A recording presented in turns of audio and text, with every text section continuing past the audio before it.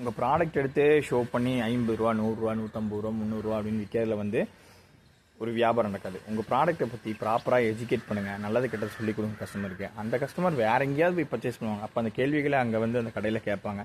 So அப்போ வந்து இவ்வளோ கிளவராக கேட்கும்போது அந்த சரியாக அங்கே ப்ராப்பராக ஆன்சர் பண்ணாத போது உங்கள்கிட்ட அந்த கஸ்டமர் ரிட்டர்ன் பேக் வருவாங்க. அப்போ அதுக்குள்ளே நீங்கள் ப்ராடக்ட்டில் உங்களுக்கு தெரிஞ்ச நாளெல்லாம் எக்ஸ்பிளைன் பண்ணி வச்சு உங்களுக்கு உண்டான ஒரு சைட் ஓப்பன் பண்ணிக்கோங்க. அண்ட் தென் வருகின்ற காலம் வந்து எப்பயுமே ஆன்லைன் வந்து அப்படி வளரப்போகுது. சைட் ஓப்பன் பண்ணி வச்சு உங்களுக்கான ப்ராடக்ட் எல்லாமே லிஸ்ட் அவுட் பண்ணி அதில் வந்து வியாபாரம் பண்ண ஆரம்பிங்க. தயவு செஞ்சு இப்போ வந்து ஷாப் வச்சுருக்க நிறைய பேர் வந்து ஆன்லைனில் வந்து வியாபாரத்தை ஸ்டார்ட் பண்ண துவங்குங்க.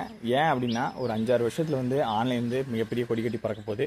அப்போ போய் களத்தில் இறங்கினீங்கன்னா உங்களால் சரியாக ரன் பண்ண முடியாது. இப்போ இருந்தே ப்ராக்டிஸ் பண்ண ஆரம்பிச்சிங்கன்னா அப்போ வந்து நீங்கள் குதிரை வேகத்தில் ஓடலாம்.